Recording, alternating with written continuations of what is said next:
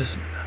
Dès le premier regard, Heather eut le coup de foudre pour le petit cottage de pierre éclairé par la lune. Ian Campbell lui avait expliqué sur le bateau qu'elle habiterait seule dans une petite maison située à côté de la sienne, où se trouvait le cabinet médical. Il espérait que cette solitude ne l'effraierait pas trop, surtout la nuit. Elle avait répondu qu'au contraire, ce serait un bienfait pour elle que de pouvoir goûter un tel repos après de rudes journées de travail. Et voici qu'elle se trouvait devant la demeure qui allait l'accueillir pendant un an, à condition qu'elle sache garder tout son sens de l'humour pour faire face à la période d'essai. Cette maison miniature lui paraissait soudain sortie d'un songe ou d'un conte de fées. Elle mourait d'envie de la visiter. Elle lança au docteur Campbell un regard impatient. « Vous pouvez entrer, c'est ouvert, sur l'île. Nous ne fermons jamais les portes à clé. » Heather sursauta. « Mais il y a une clé, je suppose. Je veux dire, j'aimerais pouvoir fermer quand j'irai me coucher. »« Mais oui, rassurez. » Il déposa la valise de Heather sur le seuil avant de tourner les talons. « Dépêchez-vous, je vous attends pour le dîner dans une demi-heure. Ma gouvernante déteste quand mange sa soupe refroidie. C'est très aimable à vous, mais je peux très bien dîner seul ici. J'ai apporté quelques provisions. Jamais de la vie. Je suis sûr que Margaret a déjà déroulé le tapis rouge pour vous recevoir. » Il désigna de la main une autre maison, beaucoup plus grande, cachée par un bouquet d'arbres. « Vous n'aurez qu'à traverser le jardin pour venir nous rejoindre. Mais couvrez-vous bien, vous n'êtes pas assez chaudement habillé, et l'humidité est traître par ici. » Il remonta dans sa voiture pour aller la garer devant l'entrée de sa demeure. Heather put distinguer deux grandes fenêtres éclairées à travers les branchages. La sensation de douce intimité qui en émanait la rassura. Bien sûr, elle aimait la solitude, mais jamais encore elle n'avait vécu en un lieu aussi isolé, loin de la circulation et de la foule. Dans ce petit village où tout lui était inconnu, cela lui paraissait soudain complètement irréel et assez impressionnant. La voiture avait stoppé et les phares s'étaient éteints. Elle aperçut sur le perron la silhouette d'une femme qui saluait le docteur Campbell, puis la porte se referma et la lumière extérieure s'éteignit. Maintenant, elle était réellement seule. Le silence était total ou presque, à peine troublé à de brefs instants par la chute d'une feuille sèche au pied des grands chênes du jardin ou par le ululement d'un oiseau de nuit au loin. Un frisson parcourut soudain la jeune femme. Elle se précipita à l'intérieur. Elle se retrouva dans un minuscule hall d'entrée sur lequel 3 portes étaient ouvertes. La première laissait voir une chambre peu accueillante où se trouvait un grand lit couvert d'un édredon aussi haut qu'une montagne, comme si on devait s'attendre à y affronter des nuits polaires. La deuxième était celle de la salle de bain, peu esthétique mais rationnelle. Elle remarqua que le chauffe-eau électrique était en marche, ce qui lui donna l'envie d'un bain chaud avant le repas.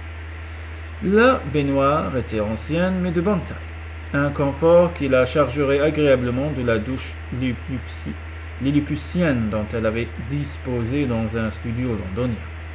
Elle entra dans la plus grande pièce, la salle de séjour pourvue d'une cuisine américaine, où crépitait un feu de bois allumé sans doute par les soins de la diligente Margaret, la gouvernante du docteur Campbell.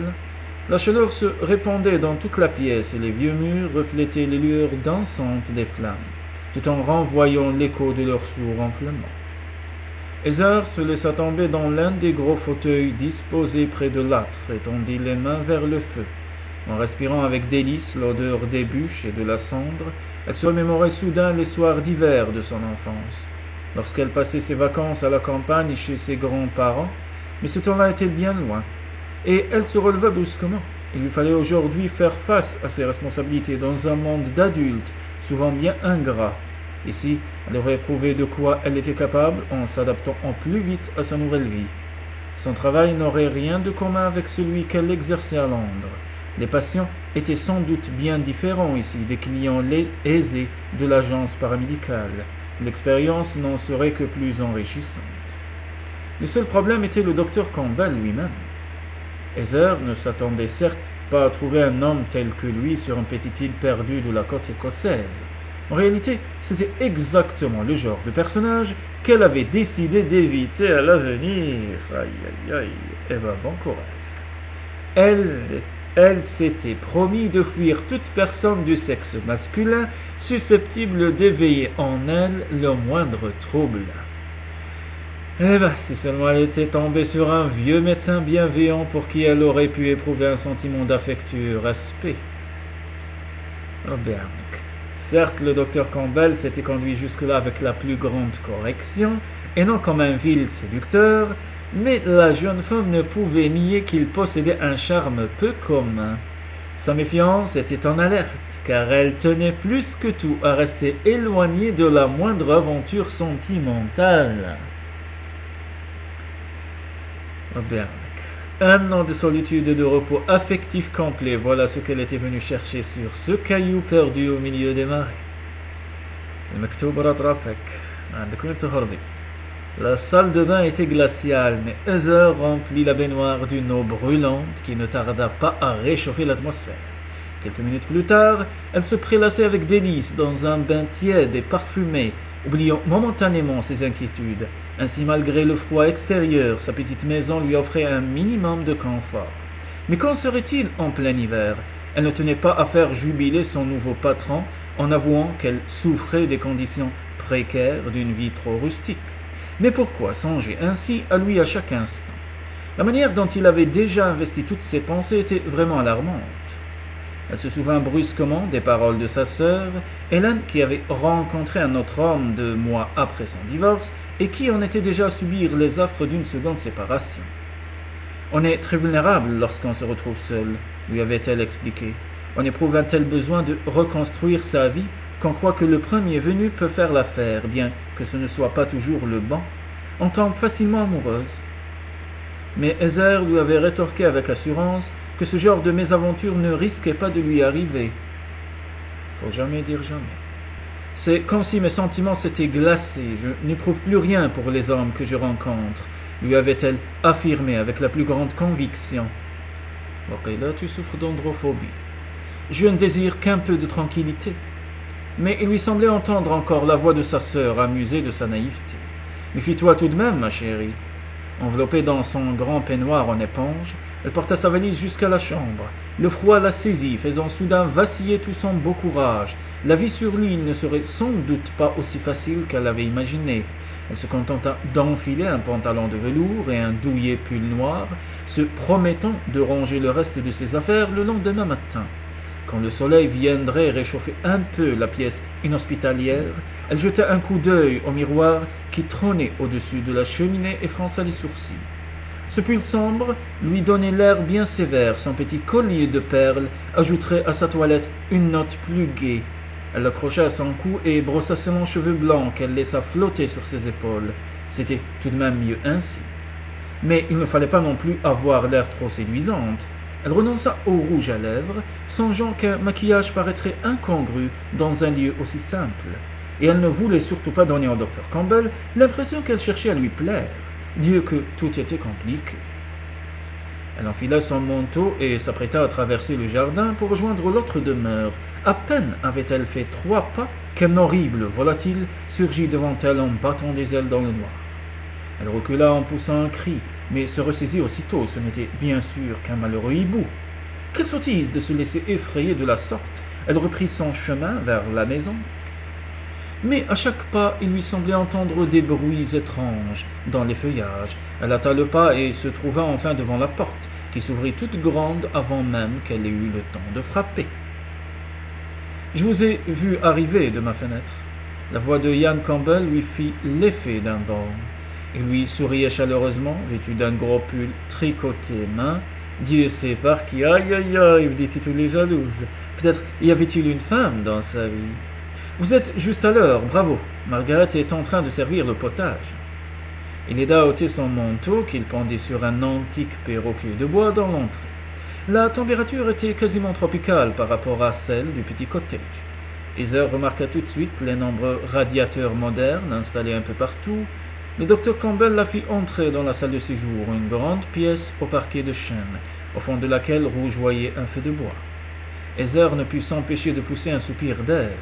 Oh, quelle douce chaleur! Ian Campbell sourit. Il est vrai que votre cottage est plutôt mal chauffé. Vous auriez été mieux ici sans doute, mais je ne voulais pas faire jaser. Imaginez un peu une jeune fille vivant dans la maison du docteur. Les commérages seraient allés bon train. Une fois encore, il avait pris l'accent écossais pour prononcer les derniers mots. Heather ne put réprimer un sourire. On aurait dit qu'il imitait une personne bien précise. Elle comprit aussitôt de qui il s'agissait.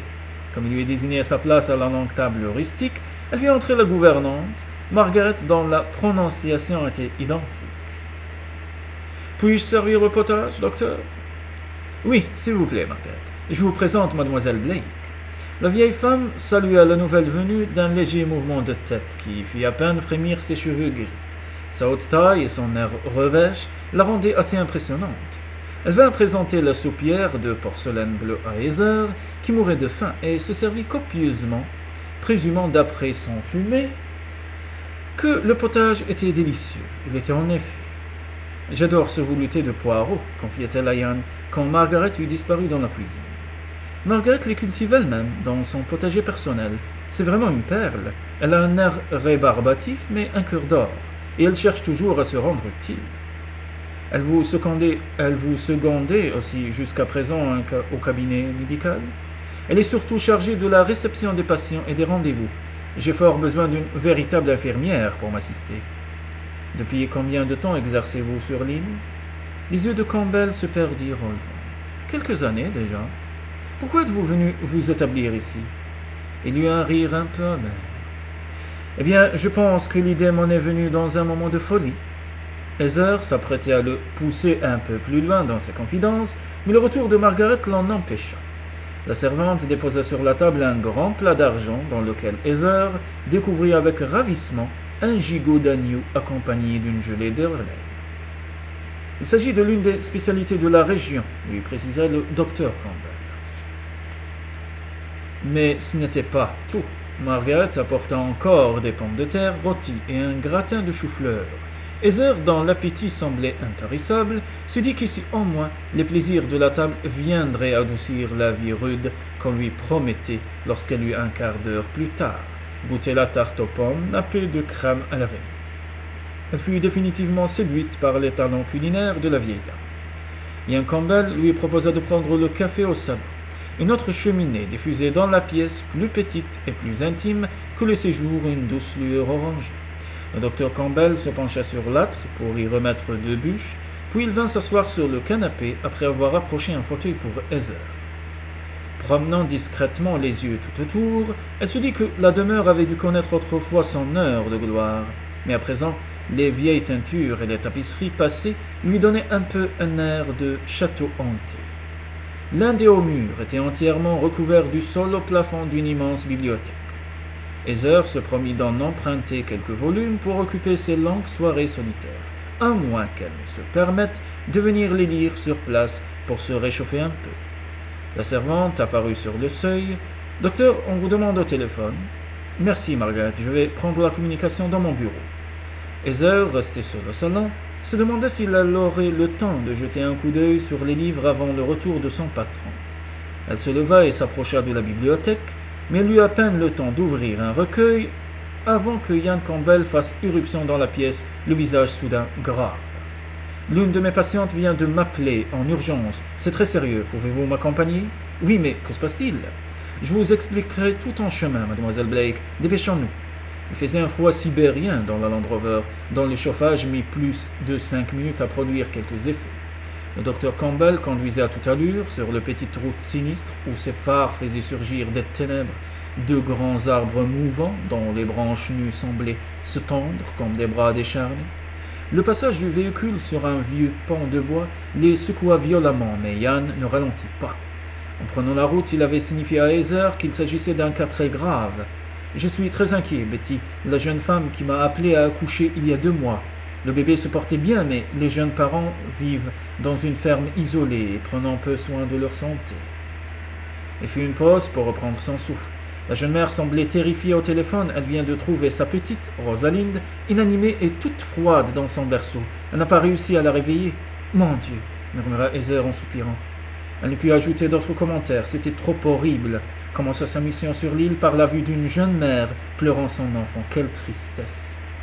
Elle se surprit à prier pour qu'il arrive à temps et puisse sauver le nourrisson. Peut-être que la jeune femme avait exagéré les symptômes. Peut-être que le docteur Campbell pourrait intervenir et réanimer la petite Rosalind.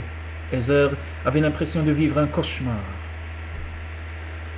حتى حاجة مصعبة إنه un parent يشوفوا وليده يموت قدامه. الله يعافينا الله لا يبليمون.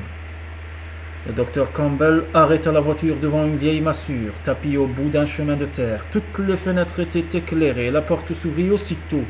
Un homme les fit entrer et ils découvrirent la jeune femme assise au coin du feu, son bébé dans les bras. Elle leva un visage blême et noyé de larmes. « Docteur, je crois qu'elle est morte. » Un tout petit garçon d'environ 3 ans se tenait à quelques pas, vêtu d'un pyjama de gros coton et traînant un vieil ours en peluche sur le sol. Ses yeux écarquillés témoignaient de son incompréhension et de son effroi. Son père s'avança sans un mot et le prit dans les bras. Heather prit la jeune mère par les épaules et s'agenouilla auprès d'elle.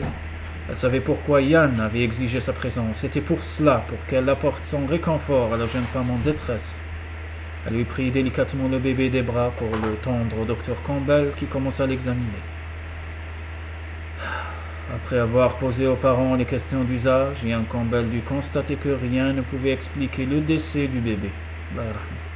La petite fille avait bu son biberon comme les autres soirs, et Betty l'avait couché comme d'habitude dans son berceau quelques minutes plus tard.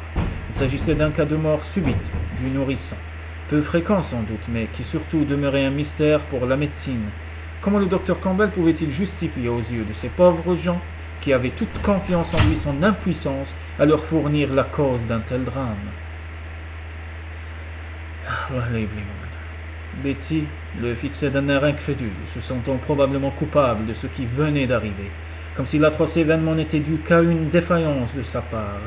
Heather eut l'intuition de ce que ressentait la jeune femme si on pouvait la libérer de ce terrible poids, en lui expliquant qu'il n'en était rien. Sa douleur en serait peut-être, sinon apaisée, du moins rendue plus supportable. « Vous n'êtes pour rien dans ce qui s'est passé, Betty. Vous vous êtes très bien occupée de votre petite fille. Ce qui arrive n'est absolument pas votre faute. » Yann comprit à son tour qu'il lui fallait insister sur le caractère totalement imprévisible de tels accidents. Il se tourna vers le jeune père, qui restait silencieux, comme abasourdi, pour lui expliquer ce qu'il savait de ce phénomène tragique. En insistant sur d'autres exemples de ce type rencontrés au cours de sa carrière, il parvint à lui faire admettre qu'il s'agissait d'une effroyable malchance et que nul ne pouvait en être tenu pour responsable.